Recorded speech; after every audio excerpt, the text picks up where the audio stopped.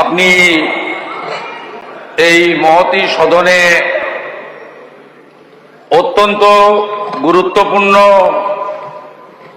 একটি বিলের উপরে আমাকে বলার সুযোগ দিয়েছেন। প্রথমত,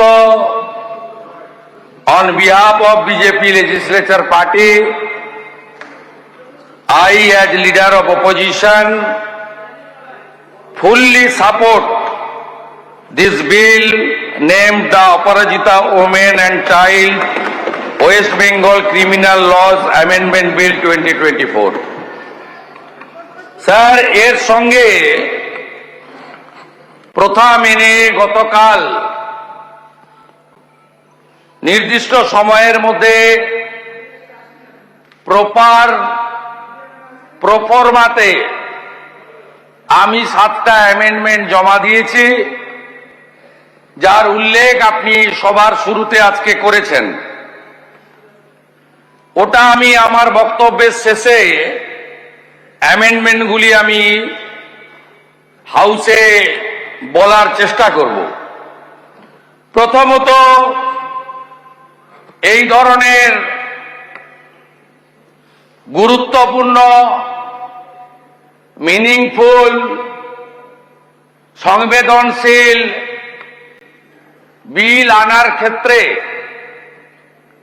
যে process, procedure, rules, constitution, concurrent list সবটা মানা হয়েছে কিনা আমার অন্তত জানা নেই। আমি এ নিয়ে আজকে প্রশ্ন করতে চাই না, কিন্তু যারা এনেছেন সরকার পক্ষ, responsibility goes two state government.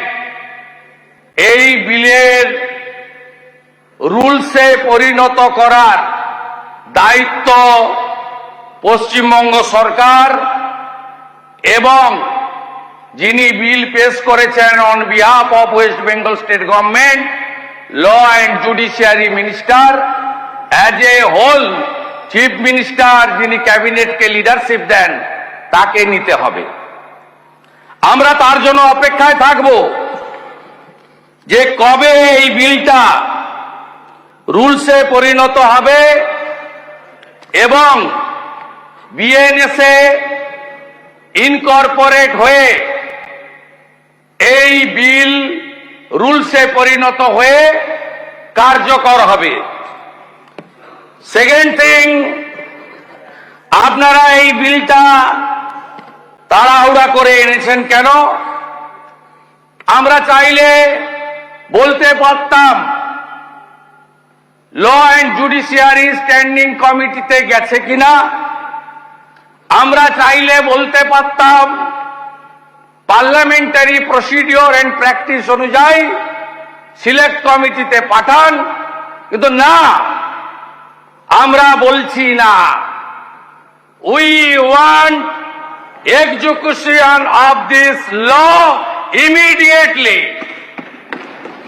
দায়িত্ব আপনাদের। এই হাউস আরো 1.5 বছর থাকবে। আমরা we want result, responsibility goes to government. আমরা একটাও ভোটাভুটি চাইব না, আমরা ডিভিশন চাইব না, ফুল সাপোর্ট। আমরা মাননীয় মুখ্যমন্ত্রীর বক্তব্য সুন্দর করে শুনব, উনি যা মনে আসেন বলবেন, কোনো সমস্যা নেই, কিন্তু আপনাকে গ্যারান্টি দিতে হবে immediate execution of this bill. সরকার আইন মেনে এনেছে, সব দিক বিবেচনা করেছে, আমরা কার্যকর চাই। আপনাকে বলি, এই বিল আনার উদ্দেশ্য কি? উদ্দেশ্য হচ্ছে জনমত। পশ্চিমবাংলায় গত 9ই আগস্ট সরকারি হসপিটালে ডিউটিতে ডেকে নিয়েছে, 36 ঘন্টা ডিউটি করিয়ে আমাদের বোন চিকিৎসককে শারীরিক নির্যাতন করে যে বীভৎসভাবে খুন করা হয়েছে সরকারি জায়গায়, সরকারের কাস্টডিতে, তার বিরুদ্ধে দলমত বর্ণ নির্বিশেষে বাংলা আজ রাস্তায়, ভারতবর্ষ নিন্দা জানাচ্ছে, দেশ জুড়ে প্রতিবাদ হচ্ছে, আন্তর্জাতিক শিল্পীরা গান বেঁধেছেন, আমাদের শত্রু রাষ্ট্র পাকিস্তানের ডাক্তাররা তাদের সংগঠন নিন্দা প্রকাশ করে বিবৃতি দিচ্ছে। এ লজ্জা রাখার জায়গা নেই। এই জায়গা থেকে বেরিয়ে আসতে চাইছে সরকার। সরকার এই বিপুল জনবিক্ষোভ, গণরোষ, ঘৃণা, ক্রোধ, we want justice, justice for RG Kar, এই জায়গা থেকে ইস্যু ডাইভার্ট করতে চাইছেন আপনারা। জুনিয়র ডাক্তাররা সারা রাত্রি বিবি গাঙ্গুলি স্ট্রিটে বসে আছে। তাদের দুটো দাবি, একটা হলো সিপি কলকাতার পদত্যাগ, পদত্যাগ যদি না করেন পদত্যাগের ডিমান্ডটা এসে নিয়ে যান। ওইটুকু করা যায় না। সিপি 5000 পুলিশ নিয়ে গিয়ে ডিমান্ডটা রিসিভ করতে পারে না। এই ঔদ্ধত্য কেন?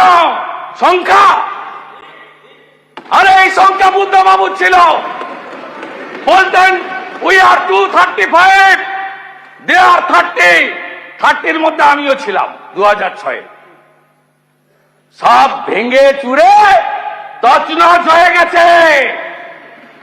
গণতন্ত্রে বিধানসভার সংখ্যা শেষ কথা বলে না, শেষ কথা বলে জনগণ। তাই সংবিধানে লেখা আছে for the people, by the people, of the people. BNSA তো সবই ছিল, বিএনএসএ তো কিছুই বাদ দেয়নি। বিএনএসএ শিশু এবং মহিলাদের জন্য সবই ছিল। ভারত সরকার মাননীয় মুখ্যমন্ত্রীদের চিঠি লিখেছিলেন। আমাদের এই রাজ্যের সম্মানীয় মুখ্যমন্ত্রী তিনি চিঠির উত্তরও দিয়েছেন, আবার আলাদা করেও চিঠি দিয়েছিলেন। সেখানে তো এই অ্যাপ্রোচ ছিল না, সেই অ্যাপ্রোচ তো ছিল না। 1860-এর ভারতীয় দণ্ডবিধি 2023-এর অধ্যায় 5 বিএনএস-এর মূল অধ্যায়, তার সম্পূর্ণ আইনে পুরোটাই কভার করে দিয়ে গেছে। কে বলেছে ডেথ পেনাল্টি নেই? আগের আইনেও ছিল, এ আইনেও আছে। নির্ভয়ার 4 জন অ্যাকিউজকে ডেথ পেনাল্টি দেয়নি ভারত সরকার।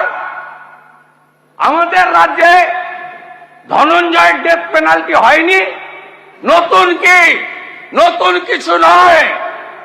আন্দোলন থামাও, সরকার বাঁচাও, দৃষ্টি ঘোরাও, এর বাইরে আর কিছু নেই। This is the actual motto, aim and object of the state government. আপনাকে যখন বলা হলো ফাস্ট ট্র্যাক কোর্ট দেশে 752, চালু হলো 409, আপনাকে দেওয়া হলো 123, 20টা এক্সক্লুসিভ পস্কো, আপনি একটাও করেননি। কেন করেননি? কেন করেননি? আপনার নির্ভয়া ফান্ড ওয়েস্ট বেঙ্গল ৭,৫৭০.৮০ খরচ করেছেন কত? ৩৯২.৭৩। কেন? আপনার পারফরমেন্স বিচার হবে না? 11 সালের পরে পশ্চিমবঙ্গে প্রথম বছর ২৯,১৩৩টি মহিলা নির্যাতনের মামলা দায়ের হয়েছিল। 12তে বেড়ে 30,৯৪২। তারপরে আপনি রিপোর্ট পাঠানো বন্ধ করলেন। দার্জিলিং 2016 ডিসেম্বর মাস, কার্শিয়াং 8ম শ্রেণীর ছাত্রী। 2022 ফেব্রুয়ারি দার্জিলিং একটি বন্ধ হোটেলে নাবালিকার নির্যাতিত শরীর পড়ে থাকতে দেখা যায়। 23 সালের সেপ্টেম্বর মাস দার্জিলিং এর খড়িবাড়ি 68 বছরের বৃদ্ধা। 23 সালের সেপ্টেম্বর মিরিক নাবালিকা স্কুল ছাত্রী। 23 আগস্ট মাস শিলিগুড়ির মাটিগাড়া নাবালিকা স্কুল ছাত্রী। জলপাইগুড়ি 2016 এক তরুণীকে দুদিন আটকে রেখে শারীরিক নির্যাতন হয় জলপাইগুড়ির গোশালাতে। 2022 জলপাইগুড়ির নাবালিকা ধর্ষণ। 2024 মার্চ মাস জলপাইগুড়িতে পুলিশের এসআই রাজনারায়ণ রায় হাউস ওয়াইফকে নির্যাতন করে। এগুলো সিবিআই নেই, কিছু করতে পারছেন আপনি? একটা মামলা সিবিআই নেয়নি। আলিপুরদুয়ার 13 সালের 27 ফেব্রুয়ারি চা বাগানের 7ম শ্রেণীর ছাত্রী। 20 সালে আলিপুরদুয়ারে মানসিক ভারসাম্য মহিলাকে বারবার শারীরিক নির্যাতন। 23 আলিপুরদুয়ারে নাবালিকাকে ফাঁকা মাঠে শারীরিক নির্যাতনের অভিযোগ হয়।